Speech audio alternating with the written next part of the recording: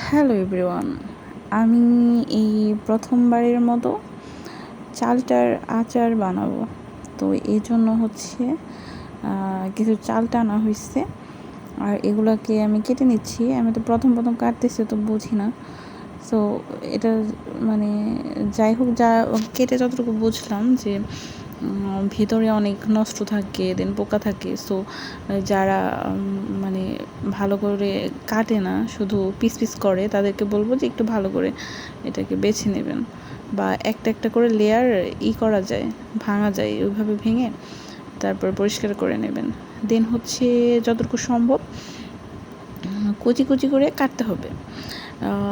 কুচি কুচি করে কেটে তারপর হচ্ছে সেগুলোকে ভালো করে ধুয়ে সিদ্ধ করে তারপরে প্রসেস করতে হবে। সো অনেকে আছে যে এটা কুচি করার পরে কি করে, আপনার হচ্ছে পাটা দিয়ে বা যে কোনোভাবে থেতলায়।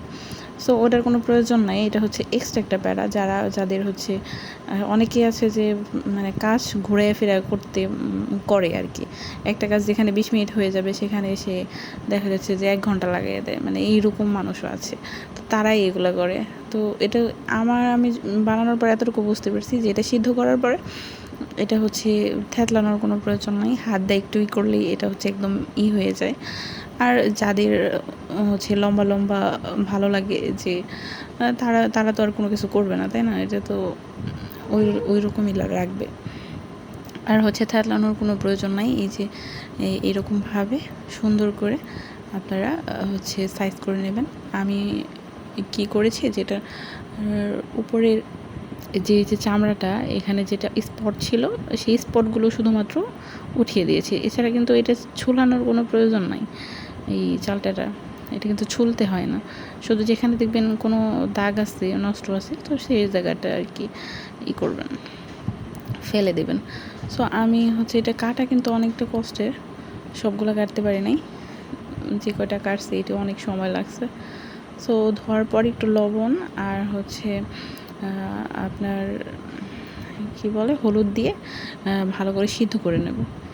কারণ হচ্ছে হলুদ দিতে হবে, না হলে কিন্তু এটা হচ্ছে কালো হয়ে যাবে।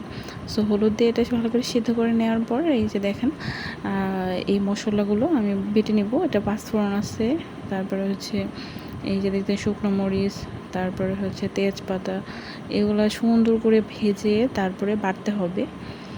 বাটা শেষ হলে এই যে এটার মধ্যে চিনি দেন বা হচ্ছে গুড় দেন। গুড় দেওয়ার পর সুন্দর করে সেটাকে আপনার করতে হবে। এই যে আমি এটা হচ্ছে ভাজার কাঁটা দিয়া একটুকু থেতলিয়ে নিচ্ছি, তাহলে কিন্তু এটা অনেক মিহিন হয়ে যাচ্ছে। কিন্তু আমার এত থেতলানো ভালো লাগে না, এই জন্য বেশি একটা থেতলাই নিই।